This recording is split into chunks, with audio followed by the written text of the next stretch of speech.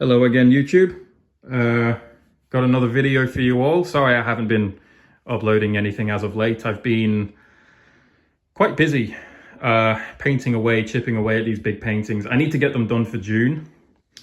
If I can get them done sooner, that'd be great. But yeah, I haven't really got a lot of time left to finish these, so I've just been head down, bum up. But anyway, I'm going to quickly record this video for you so that we can have a look at this painting and have a look at some of the compositional elements, some of the different composition tools that I'm using to design this painting. And hopefully this will give you some ideas of your own when it comes to creating a composition for your own images. Now, there was a book that I read. It's called Fundamentals of Composition. I'm pretty sure I did a book review of it on this channel. It's by Vladimir Mogilevtsev, who is the professor at the St. Petersburg Academy. So those guys are the real deal. I honestly believe they are one of the best artists in the world, like one of the best art academies. They just know their stuff. And there was a chapter in his book where he was talking about the rules of composition and how, you know, the rules are constantly changing every century. But the main thing you want to really think about is your values. So brightness and darkness, basically. You don't have to stress about Baroque diagonals or rule of thirds or really anything like that. You can break those kind of rules. As long as your values are really well organized, then you're probably going to have a pretty good image. So with that out of the way, I'm going to let's kind of analyze what I'm doing here so far. There's a long way to go on this. It's a long way from finished. But I think I've got enough on the canvas where we can probably start analyzing what I'm doing compositionally. So the biggest thing you'll notice is that we've got this group of figures over here in the foreground. And they are like, you know, they're in the foreground, right? So they're closest to the viewer, meaning they're going to be the most detailed. And there's a lot of figures around here in the background, which are quite far away. And this creates a much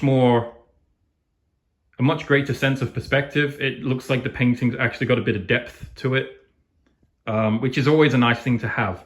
Like if I just painted a bunch of these soldiers just in a straight line, like just going equally across the foreground on the canvas, it just would not be as interesting to look at. So having this kind of composition where you've got foreground figures here and then some in the background far away, that just makes the whole thing look more 3D. It just already makes it look more engaging. So you've got that perspective going for you. And there's a lot of ways you could have done that, right? Like I could have put some foreground soldiers here, some in the background there, maybe some in the foreground here. There's a lot of different ways you can build that sort of perspective. But basically, you've got something in the foreground and you've got something pushed in the background. That gives the painting depth immediately. So that's number one. Number two, you'll notice that I've got this great big storm cloud, which actually looks a lot like a cauliflower. So I will fix that. I will definitely fix that. But the reason I've done that is to kind of create a sense of balance in the imagery, because obviously these guys are going to be more detailed being in the foreground. These characters on this side will be a little less detailed. So the human eye is kind of attracted to detail, which is great. I mean, that means you can sort of direct the eye where you want it to. But in order to sort of balance the image, I have kind of put that big storm cloud there. And I did that for a reason. That does have quite a lot of symbolism behind it. But it's much better to put it there over these background characters. Because if I took that storm cloud and then I put it here, I think then this side of the canvas would just be way too busy. You know what I mean?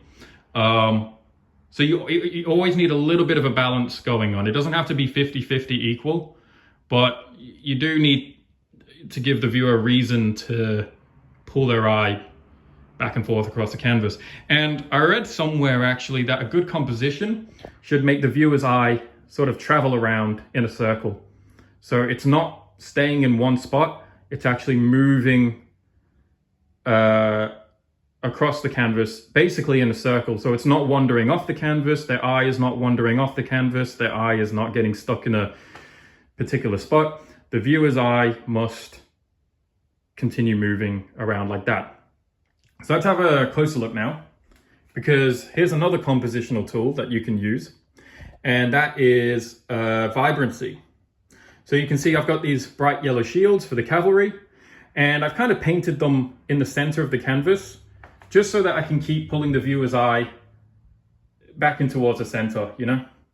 So if the viewer's eye is tempted to look over here or start wandering off the canvas, it's got these bright yellows to sort of pull them back in, right? So brightness and vibrancy is a very good tool to use, and that's why I painted those bright yellow shields.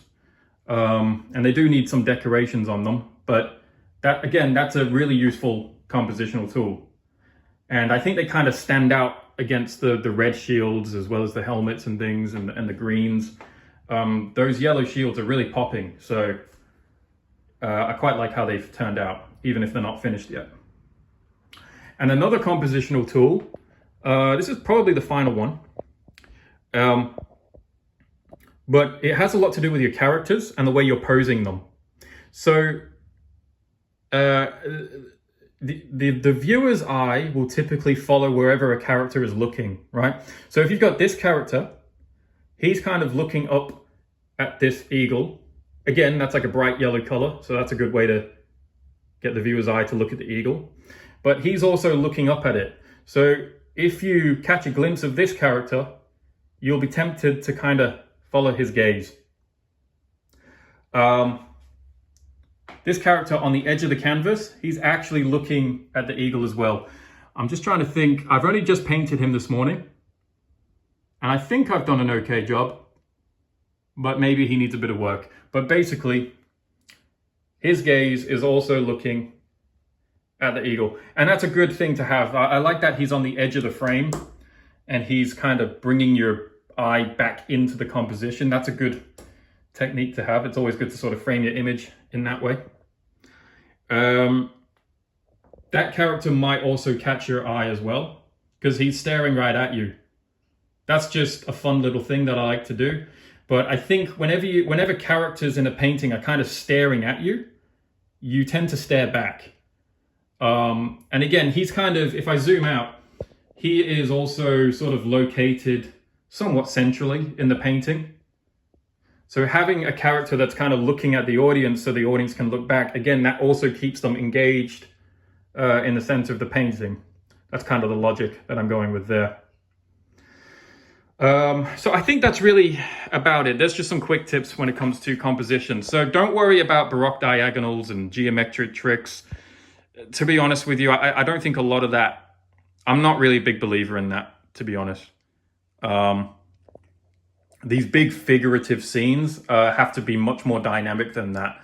And there are other tools that you can rely on. So basically, just a quick rundown. You've got values, your brightness and your darknesses. You've got vibrancy, so vibrant colors against muted colors.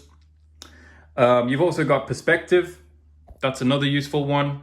Make sure you create depth in your painting, because you absolutely need to do that. Otherwise, the image is just going to look flat.